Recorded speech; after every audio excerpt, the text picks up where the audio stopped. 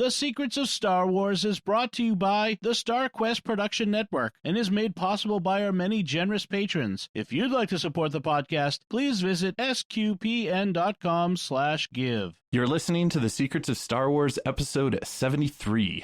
Hello there. It's a power that Jedi have that lets them control people and make things float. Impressive. Every word in that sentence was wrong.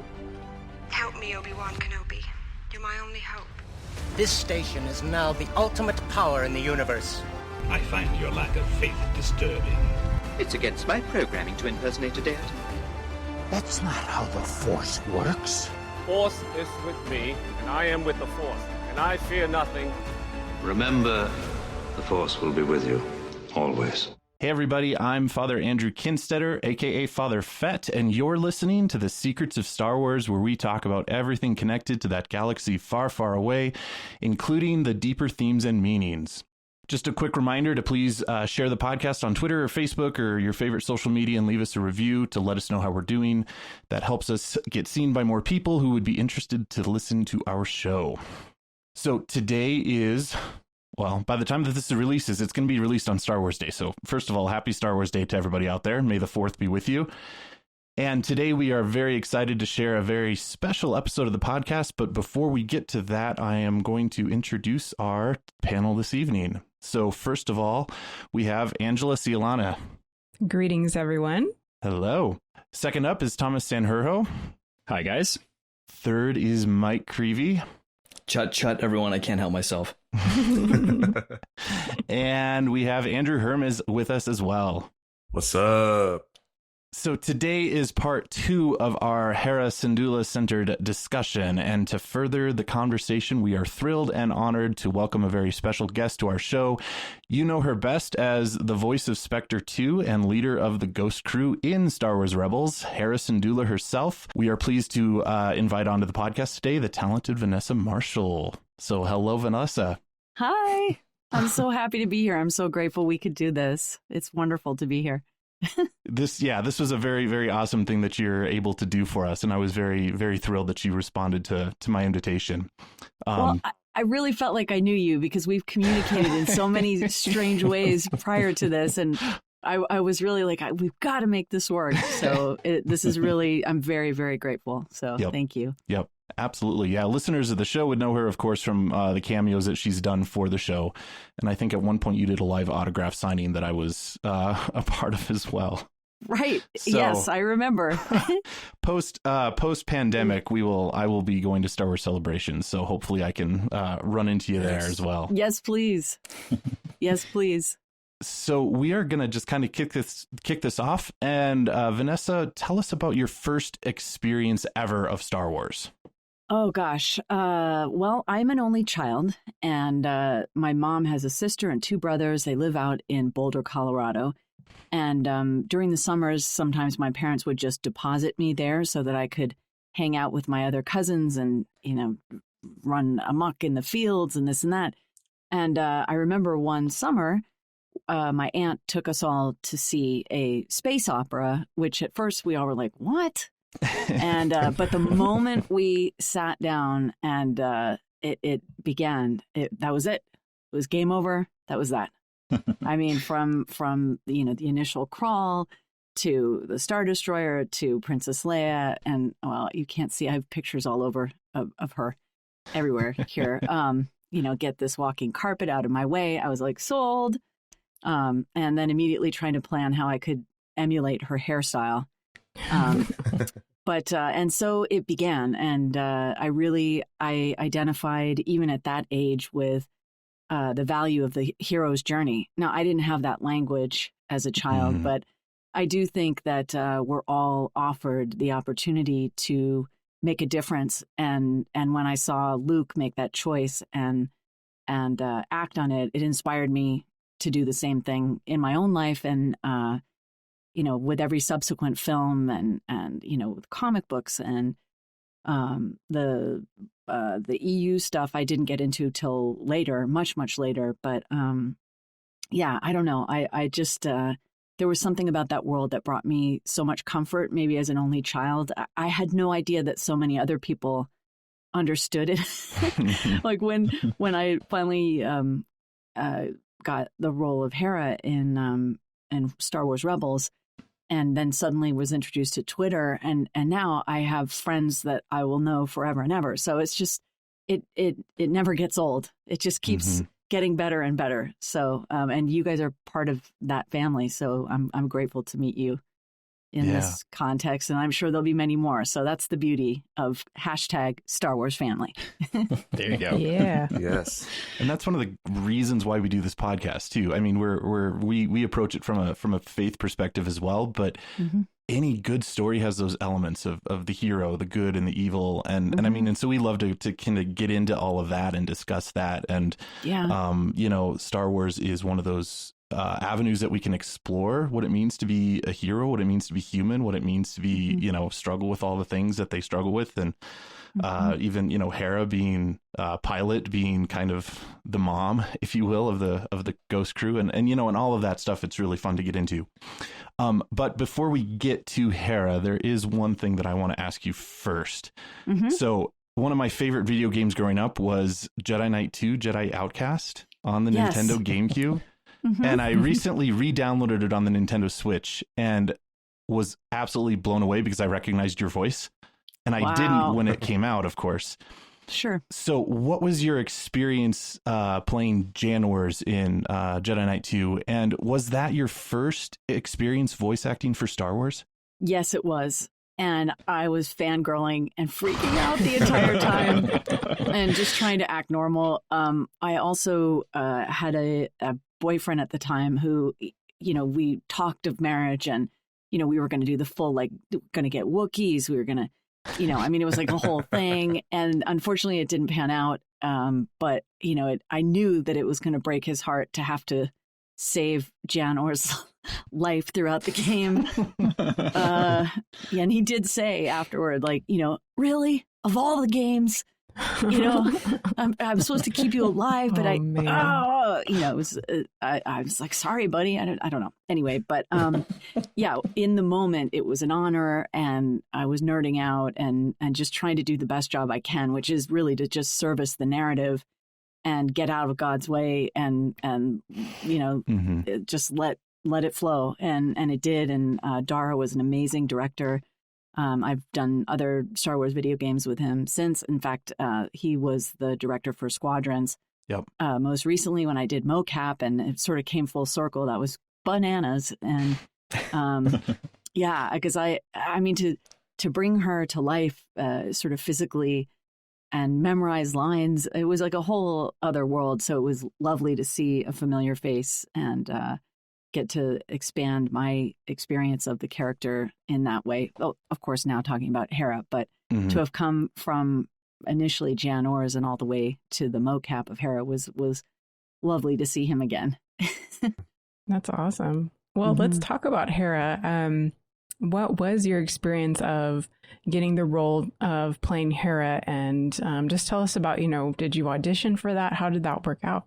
Yes, I did audition for it, and it was called something else. The code name was Wolf, and I felt Star Wars on the page, honestly, because they talked about sun swords and the Resistance and this and that, and so I plugged it into my own Star Wars knowledge and made specific choices based on that, which perhaps is why it translated, because I knew what I was talking about. Do you know what I mean? And then I got a call back for it, and I was like, ooh, a wolf show.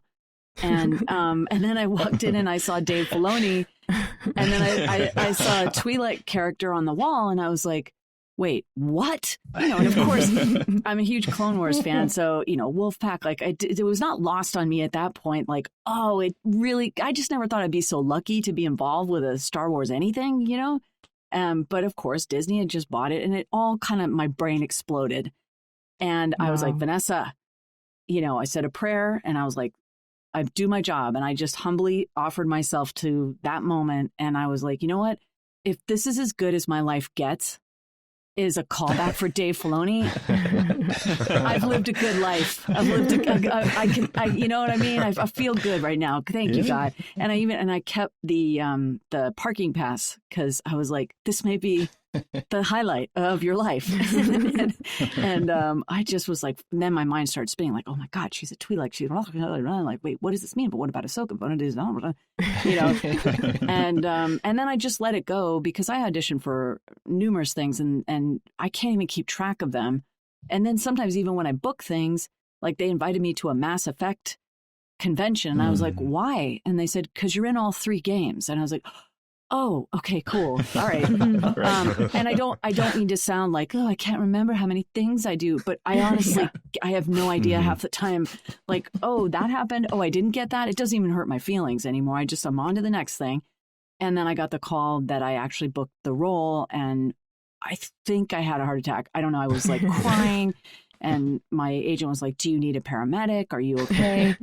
And, you know, forgive me for anyone who's already heard this story like 1,000 times, but I kept saying like, how did I get so lucky? How did this even happen? And, you know, as I had said as a kid, I really appreciated the hero's journey.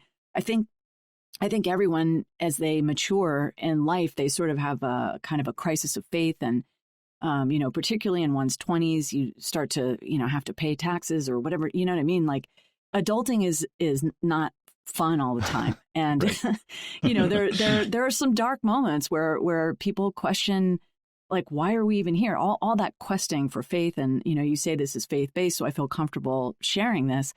But, you know, in my 20s, there was a period where I just didn't see the sense in many things.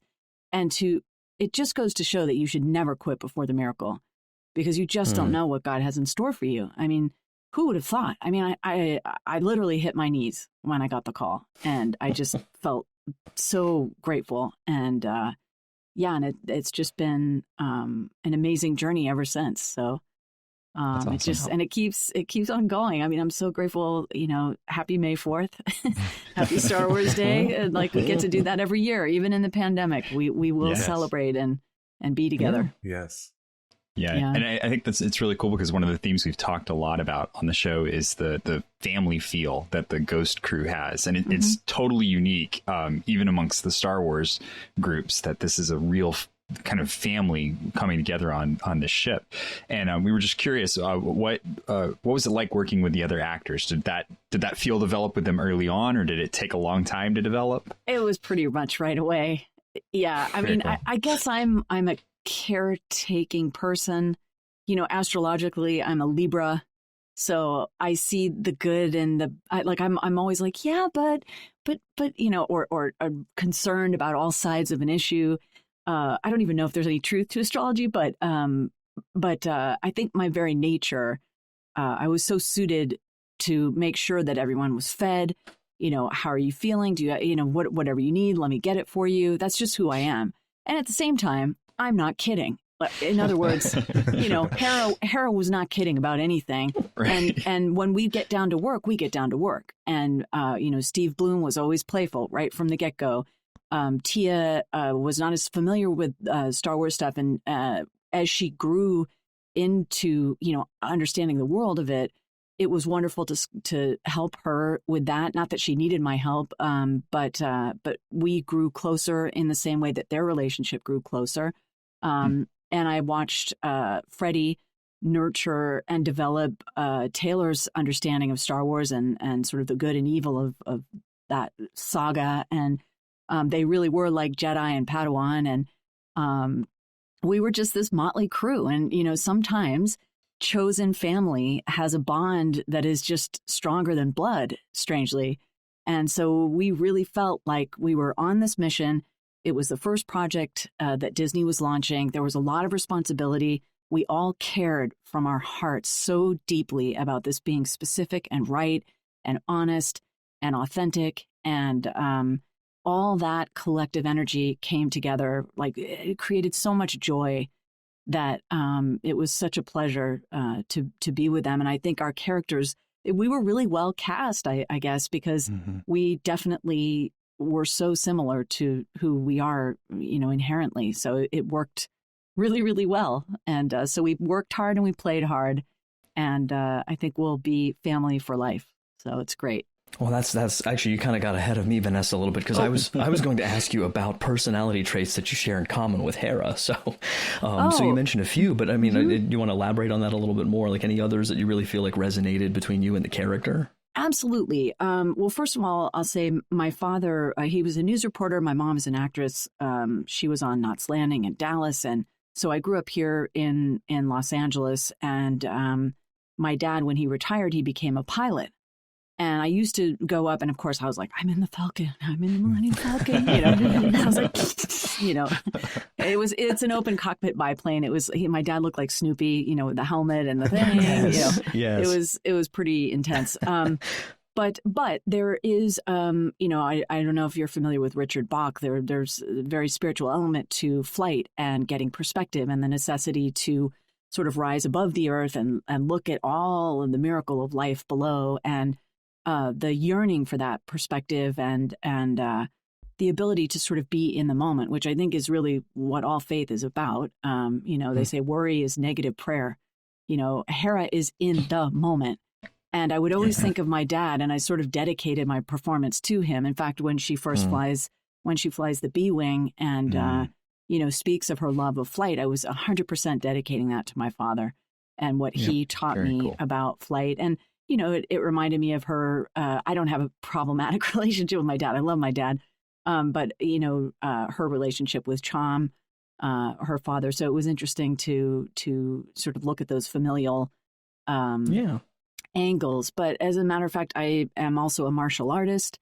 I'm maintaining like a 55-pound weight loss for 20 years. Wow.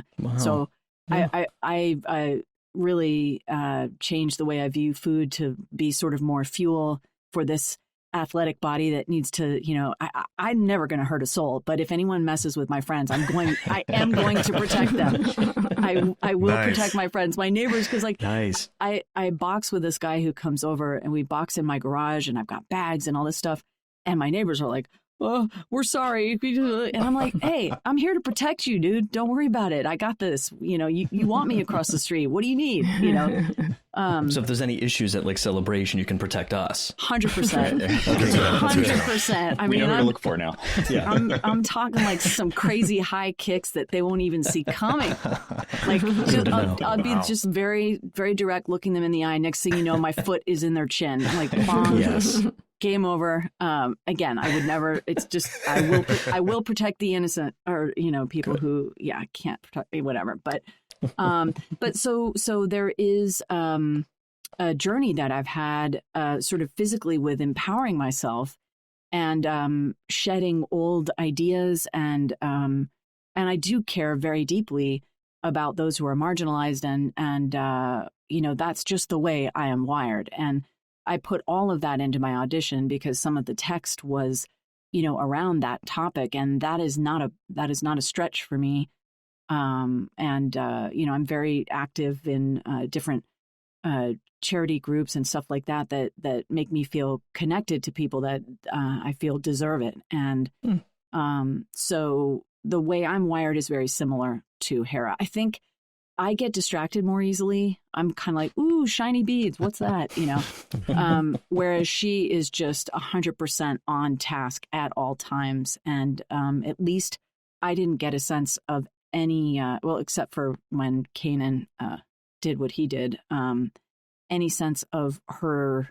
She never took a moment for doubt. She was constantly in action and dealing with the very high stakes, and her priorities were set in stone, and I love that discipline about her, and I try to emulate that in my own life sometimes. Like, Hera wouldn't care about this. What am I doing?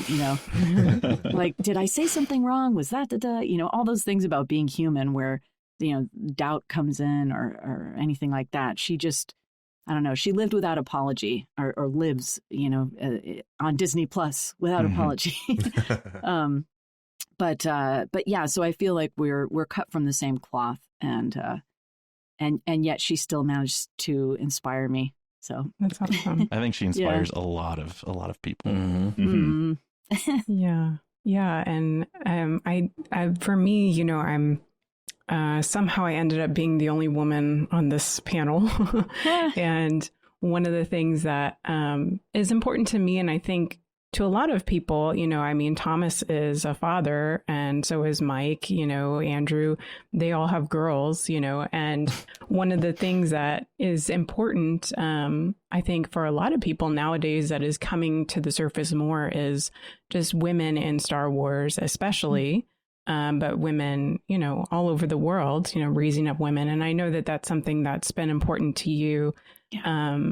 So I was kind of curious, you know, we've talked about Hera as like maternal, strong, independent, you know, all these beautiful qualities that you've spoken about as well.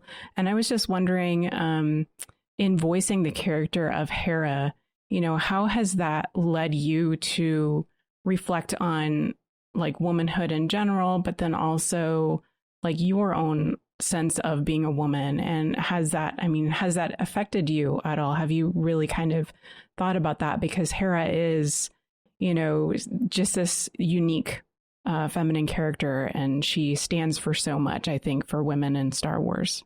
Yes, absolutely. You know, sometimes it's weird. People think that actors are so full of themselves or grandiose, but there's also, on the other hand, they're very humble. It takes humility to be visible, to be seen, to risk making a mistake, and that's what I feel Hera never worried about. She never cared what other people thought. And as I said, she lived without apology. But that kind of humility to say that you deserve to be seen, there's something about that. I chose voiceover because I prefer being invisible. After watching my mom on Knots Landing in Dallas, we would go out to dinner. People would ask for an autograph.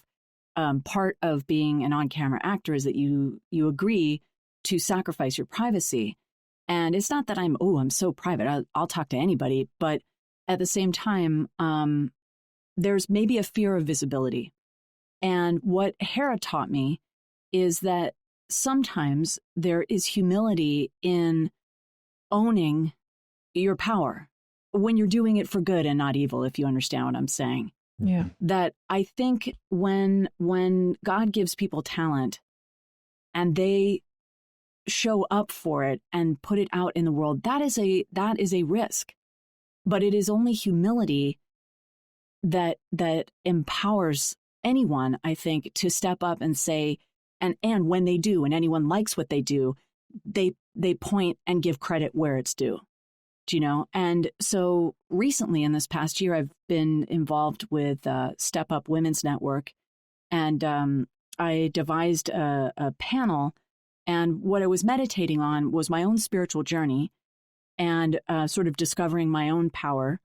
And I wanted to acknowledge that I think it was that very journey that gave me the ability to reflect all of these iconic female characters, and that anyone can access that.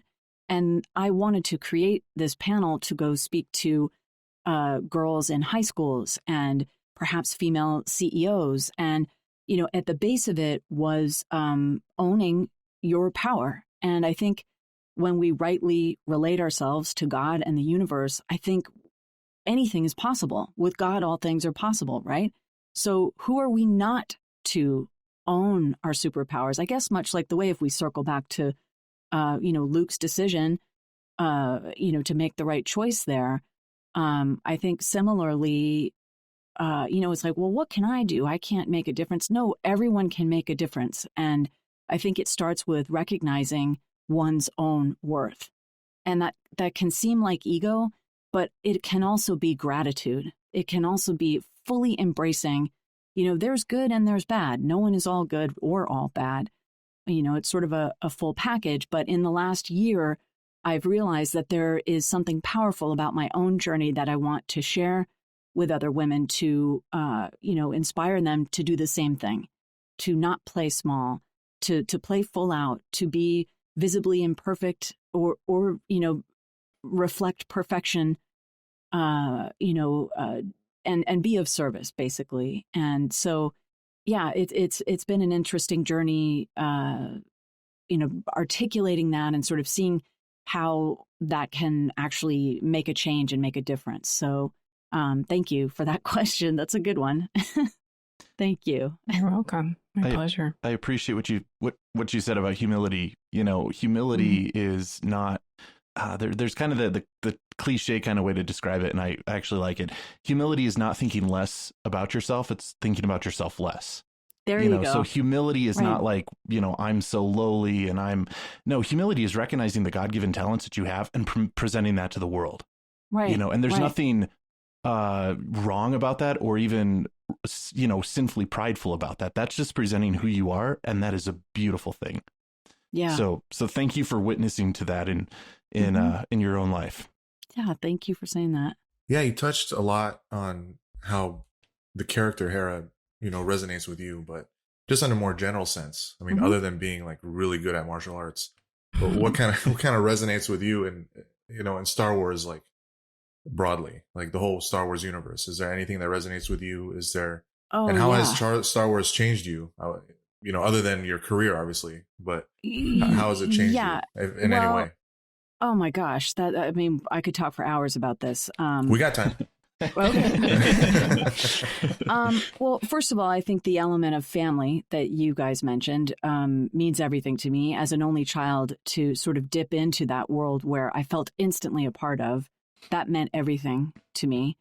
When with each film that subsequently brought balance to the Force, I learned a whole new life lesson. And as I fought with friends of mine who are like 100 grand Sith, and we break it down. What I love is that we can agree to disagree. And I can understand, Darth Vader may look like a jerk, but if we go back and look at his childhood and look at what happened with his mom, Star Wars taught me not to judge anyone by simply what I see. That there's always a backstory and there's always someone hurting and yearning. And there's a kind of humanity that connects us. And that's where mercy comes in. And it's worth it to learn more about people before I judge them. And that was a valuable life lesson. The humor buoyed me up when, I just like, whenever I'm feeling down, I'll just pop in one of the movies and I'll just laugh. And, the stakes are high and the drama is severe, but it still cracks me up. It just makes me laugh and it brings me joy. And, with all that's going on recently with Galaxy's Edge, and I actually haven't been to Galaxy's Edge. And if you ride the Falcon, it's my voice talking to you throughout the ride. It's not Hera. Oh.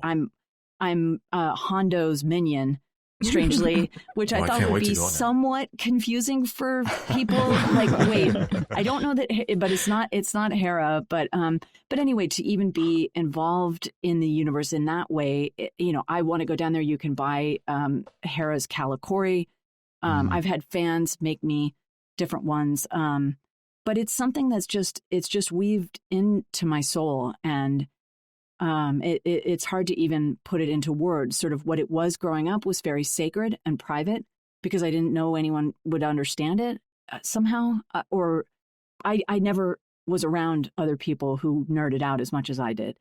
And well, now you are. Well, yeah, no. Now I'm home. Most of us.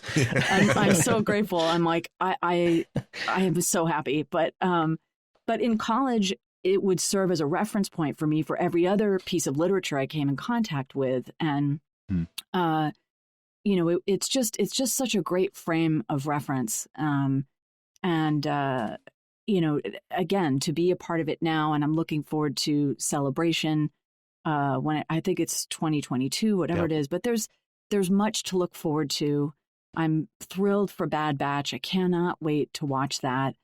And I think what social media has given me, and if any of my friends are listening to this podcast, like we will know each other forever, and we care, genuinely care, and that's something that I never found growing up in Los Angeles in an entertainment family with a bunch of people who were trading me ding dongs to find out who shot JR and didn't, they didn't really care about me as a person at all. I have real, genuine, I have friends who live down in Texas. And when the weather went through there, I was, Angela would have made sure you were okay. Like, you're in Texas, right? Yeah. Yeah. So, I mean, it's just that we are connected. We will get through this pandemic together. And, you can't put a price on that. It's the best thing that's ever happened to me when I was living a more solitary life, when I was questing in college. And as I've transitioned into, adulthood and, the battle between good and evil in many of the stories, the dark side and, the sort of more Jedi ideology, all of those things have given me a context and inspiration, and ultimately have come to fruition in terms of me not giving up. And I think even as an adult, there comes a time when people realize that, their parents have clay feet. That moment when, like, everyone has baggage, like everyone has a story. Like, I don't know what yours is, but there's always some like letdown or some limp that we carry, some disappointment from a parent. When we come to that resentment and are able to think of some of the elements of the Force between, the bringing balance, as I've said, between the different films, that there is enough mercy to go around. I feel like I've become a better adult as a result of my familiarity with the Star Wars narrative in terms of loving and forgiving my parents for any perceived weakness or shortcomings that they may have had. And guess what? That's the gateway to freedom. Who are the most threatening people? Spiritual people. Why? Because they don't want anything. So it's given me freedom as well. And again, I can't put a price on that. And I could literally talk about this for days. So I do hope that we get to like go grab a pizza or something at Celebration, because we could really chop this up and we can really get into it. But anyway. Awesome. Thank you for sharing that. We're going to transition just a little bit to our patron questions. So we have patrons who support us, and we reached out to them and gave them the opportunity to ask you questions through us. So we are going to transition to just a few of those now, and hopefully we can get through everybody. So Mike, I think you're up first. Well, see, I'm wondering because it says it's from Thomas S. Not me though. It's the it's the donor Thomas S. Yeah. Okay. I just wanted to clarify. So do you want to ask it? So this is from Thomas S. Hi, Vanessa. It's so great to have you on as a guest on my favorite Star Wars podcast. My question for you is: do you have a favorite episode of Star Wars Rebels? Well, I do love when Hera flies the B-wing, personally. But I also, I hope I don't cry. But when Snips finally sees, I can't. The season finale that year really gutted me. That was just, as a Star Wars fan, as a nerd, that was it was akin to when she left the Jedi. I just, it was so powerful, so powerful. All right, this one comes from Tori. What is your favorite random or little known fact on anything? Not necessarily Star Wars. Wow, random. But maybe make it Star Wars. Okay. No. Little known random fact. I'm trying to think. I'm coming up goose egg, you guys. I'm sorry. Is there something about Hera? Like maybe is there something like you insert in her character? Like maybe as you're like trying to get into character, is there some background that you put into her, or is she just totally like whatever's on paper? Yeah, no, I really trusted Dave. I mean, I've told the story before. He asked if she would ever speak in her hometown accent, and I said only if she's angry. And in that moment when she saw Chom and she sort of slipped back into the Ryloth accent, that came to fruition. But unfortunately, I've told that story before, so I don't know that that's a little known fact. I'll tell you, my first action figure was Chewie. He's off card. He's upstairs. Yeah. Nice. Yeah. Nice. But for when I went to Star Wars Celebration, Star Wars Weekends in Florida the first year, and Peter Mayhew was there with me, and I couldn't even breathe. That was so useless. And so that action figure has a special place in my heart. But I mean, I've also mentioned that before, so I'm kind of an open book. It's hard to find something I haven't already spilled out. And then there's a banana story. Whenever people's stomachs were going like when we were recording, I would go get bananas for everybody. And then we found a GIF online that had a stormtrooper with a banana for a gun because their aim is so sensational. And then I found that artist, his name's Stephen Quick, and then he made a Hera banana painting for me. And I actually had T-shirts made with that, and I gave them out for free for fans. And so the banana stormtrooper people know who they are. Maybe we'll do another reprint, but anyway, it's just endless fun. If I think of one, I'll post it on your Twitter page. Cool. Yeah. I gotta find that banana shirt. Maybe I'll reprint them then. So this question is similar from Ramses. Do you have any funny or memorable stories from voice acting on Star Wars Rebels? Oh my gosh, we had so much fun all the time. Well, you know, it did sometimes feel, I'm a hockey fan also, and I know Filoni is a hockey fan too, but I felt like before every episode we would kind of huddle. You know, he would come into the vocal booth with us, and he would tell us the story, and this is how Act 1, and this and that, break. And then we would all sort of disperse to our microphones, and where we were clowning around or people were posting things or eating bananas, it was just so cool that everyone immediately, once we started recording, it was like, no jokes.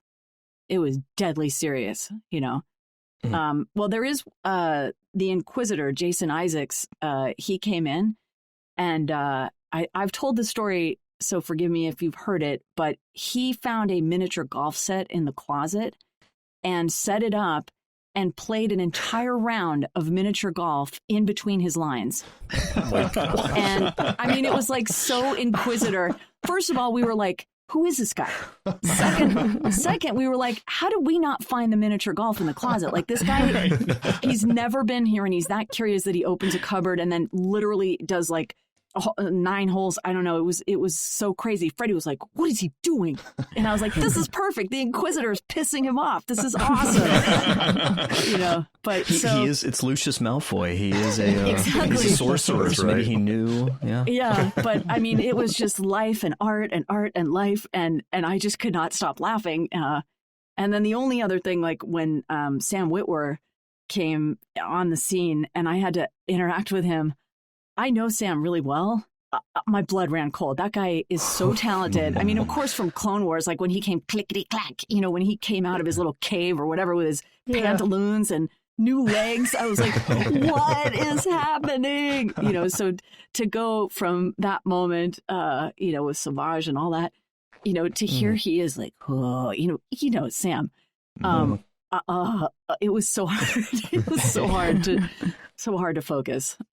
Anyway, but yeah. And then Ashley, when she came to record her bit at the end of season 1, fully lost it, completely started crying. And I thanked her for that moment when she left the Jedi Order, because I said it's still to this day one of the most brilliant moments in animation.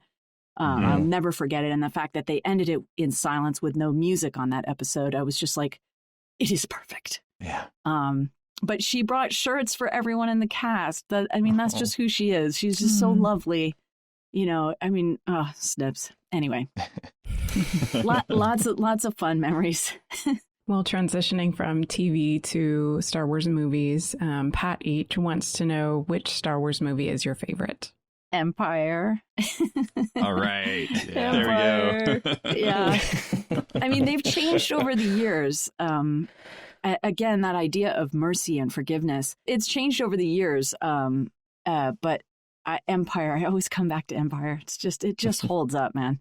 It really does. It's a great one.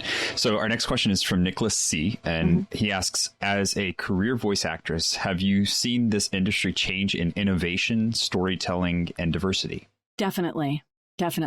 Well, in the pandemic, we have changed to be completely self-sufficient at home.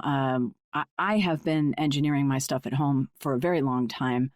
But I do see that there is more concern about those issues, particularly Lucasfilm and Disney. I think that they have done a lot to create some really wonderful female characters recently. I mean, above and beyond the sort of original films. And I think there's a long way to go still. But the fact that we're making progress, I think, gives me hope. So I think technologically, it's been amazing to see what people can do when they have to in the pandemic. And, we have endured and it's remarkable. So hopefully they continue to uplift and amplify all, marginalized people or people of color, BIPOC individuals. And, I pray that more stories are told. And I think, diversity is important. It matters. And I really do hope that we continue to make great strides in that area. Well, we have one here. This is a really challenging one here. This is from Nick S. He wants to know, would you be able to tolerate Chopper following you around every day in real life? Totally. 100%. You're used to him by now. Oh, definitely. I would love it. It would be hilarious. Definitely. All right. This one comes from Georgie P. 2 questions. Mm-hmm. Will Hera and the Ghost Crew make an appearance in The Mandalorian? And will Jason Syndulla play a part in any future show? I know you might not be able to answer some of these questions if you have knowledge, but feel free to guess. You'll have to ask Dave Filoni. I wouldn't know. Well, what's your best guess? No clue. No clue? Nope. No clue. Well, I think we all hope to see her again, especially in maybe the Ahsoka show or something like that. But well, I have no idea. So only Dave knows. And he's pretty notorious for keeping his cards close to his chest. So yes, yes, definitely. Okay, our final patron question comes from actually a good friend of mine, Father Brian H., and he asks, what is the hardest part of voice acting, or what would we be most surprised to know about this kind of work? Hardest part of voice acting? Well, in the pandemic, I think it's been to get the technology up to speed because we have to now act as our own engineer. I used to do the engineering outside my booth. I now have another monitor in front of my microphone so that I can basically do everything from right here. But I think it's very different from on camera. When I've worked with on-camera actors who come into the voiceover world, they tend to act off mic and look at the other people involved. And actually, that's not good because then you're off mic. It creates problems. So it's more creating a soundscape for the listener than it is staring at the person that you're interacting with. It's about intense listening to your cues as opposed to looking at someone, because you have to do everything with your voice and not your face or anything physical for that matter. So it's just another kit of tools, but they're equally as fun to use. Very cool. I think we have one last question we want to ask. So you mentioned being excited about things coming up in the future.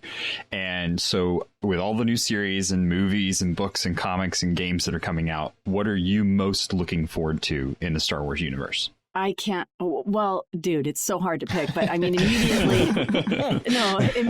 the Bad Batch. I'm so ready for it. But I want all of it. I want all of it. I want it now.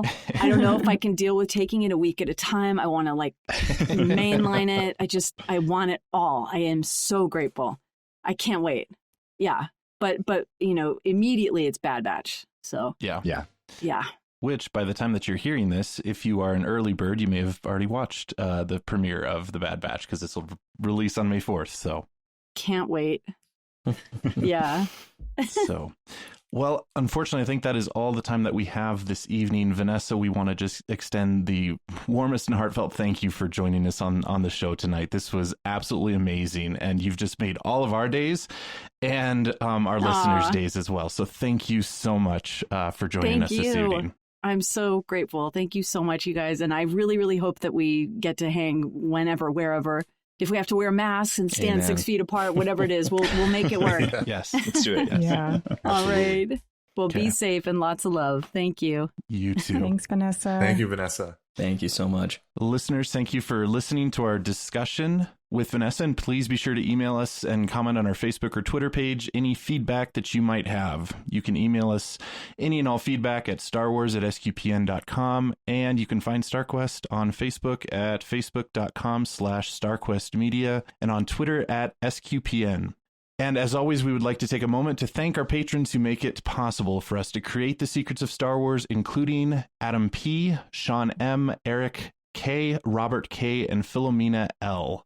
Their generous donations at sqpn.com/give make it possible for us to continue the Secrets of Star Wars and all the shows at StarQuest. And you can join them by visiting sqpn.com/give.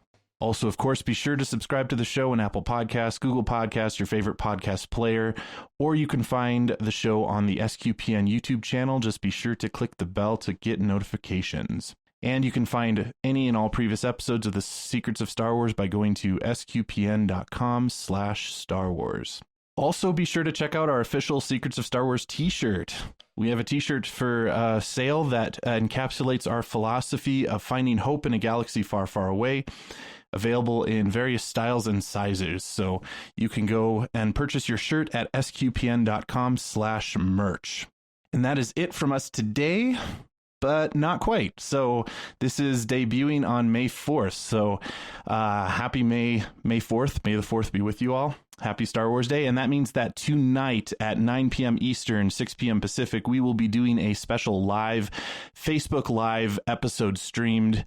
And we want to interact with you during that live broadcast. So be sure to watch the SQPN's Facebook page starting at 6 p.m. Pacific time to join in on the fun. There will be lots of fun discussion, trivia questions posed to you as you are listening live, and if you correctly answer them, you'll win prizes. So please join us in all the festivities. And in preparation for that special broadcast, you may want to re-listen to our May 4th episode from 2020. That's a huge, huge wink, wink, nod, nod if you want to win prizes. So until next time, Angela Cialana, thank you for joining me and sharing the Secrets of Star Wars. It was awesome. Thank you. Thomas Sanjurjo, thanks for joining us this evening. It was great to be here. Mike Creevy, thanks for joining us. Wouldn't miss it.